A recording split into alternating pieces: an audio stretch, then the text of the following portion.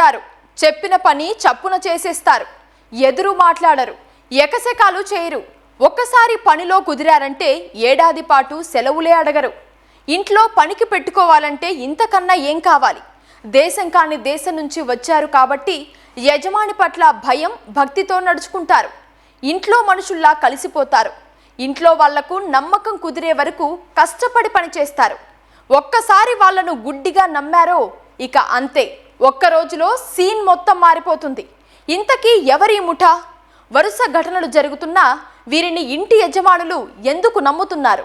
ఇంట్లో పనిచేసే అమ్మాయి పుట్టినరోజంటే ఆనందంగా దీవించారు. సెలబ్రేషన్స్ చేసుకుంటామంటే సంతోషంగా కేక్ తెప్పించి ఇచ్చారు.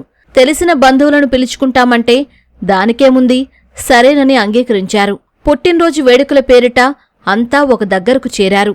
కాలనీకి దూరంగా విసిరేసినట్లు ఉన్న ఇంట్లో వృద్ధ దంపతులు మాత్రమే ఉన్నారని తెలుసుకున్న ఆ పని మనుషులు ఒక్కసారిగా తమ నిజ స్వరూపం బయటపెట్టారు.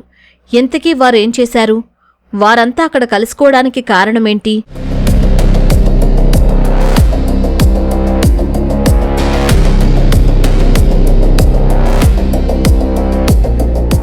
హైదరాబాద్లో విశ్రాంత ఐపీఎస్ అధికారి వినయ్ రంజన్ రే భార్యను హత్య చేసి పరారైన నేపాలీ ముఠా ఘటన మరొకముందే వారం రోజుల వ్యవధిలోనే మరో నేపాలీ ముఠా అదే తరహా దోపిడీకి పాల్పడింది. కాకపోతే ఈ ఘటనలో ఎవరి ప్రాణాలు తీయకపోవడం కొంత ఊరట కలిగించే విషయం.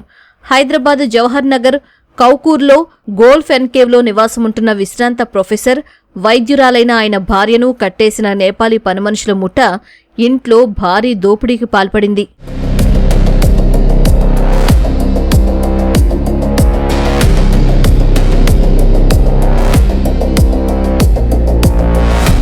జవహర్ నగర్లోని కౌకూర్ గోల్ఫ్ ఎన్క్లేవ్లో విశ్రాంత ప్రొఫెసర్ మురళీధర్, ఆయన భార్య వైద్యురాలైన విజయలక్ష్మి నివాసం ఉంటున్నారు. కాలనీకి కాస్త దూరంగా ప్రశాంత వాతావరణంలో ఇల్లు కట్టుకుని శేష జీవితం హాయిగా గడుపుతున్నారు. దొంగల బెడదను ముందే గ్రహించి ఇంటి చుట్టూ సోలార్ ఫెన్సింగ్ వేయించారు. కానీ ఇంటి దొంగలను మాత్రం గుర్తించలేకపోయారు. పిల్లలు విదేశాల్లో ఉండటంతో 10 ఏళ్లుగా వృద్ధ దంపతులు ఒంటరిగానే ఉంటున్నారు. అయితే 2 వారాల క్రితమే సబీనా, రాజేష్ అనే నేపాలీ జంట వీరి ఇంట్లో పనికి కుదిరారు. అయితే వీరి వ్యవహార శైలిపై అనుమానం రావడంతో పాటు నేపాలీ గ్యాంగ్ల దోపిడీల గురించి తెలుసుకున్న మురళీధర్ పనిలో నుంచి వెళ్లిపోమని చెప్పారు. దీనికి సరేనన్న ఆ జంట తాము ఎలాగైనా వెళ్లిపోవాలి కాబట్టి ఇంటిని దోచుకుని వెళదామని పథకం వేశారు.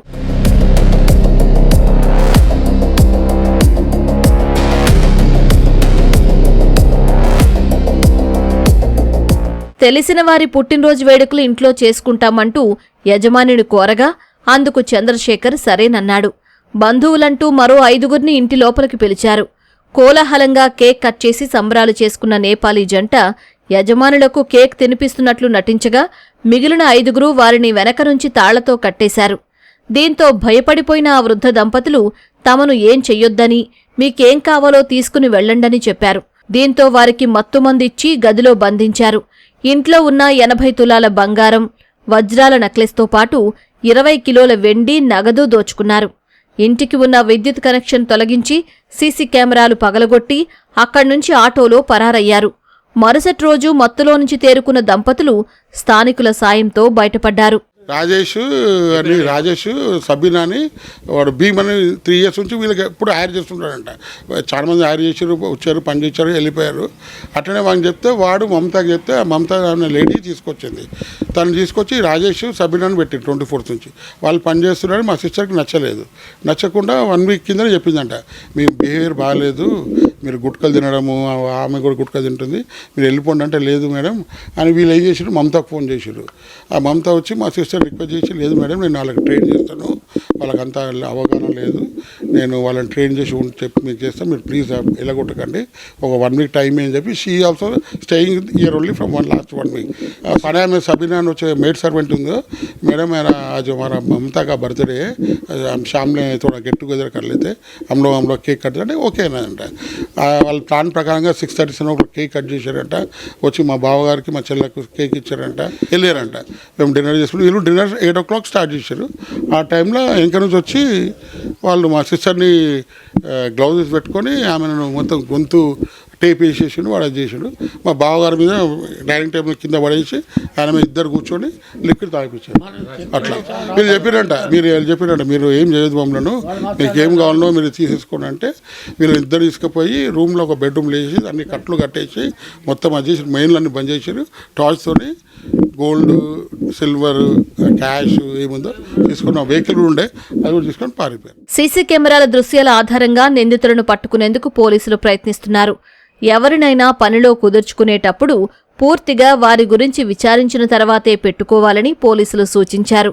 ముఖ్యంగా నేపాలీలను పనిలో చేర్చుకునేటప్పుడు మరింత జాగ్రత్తగా ఉండాలన్నారు.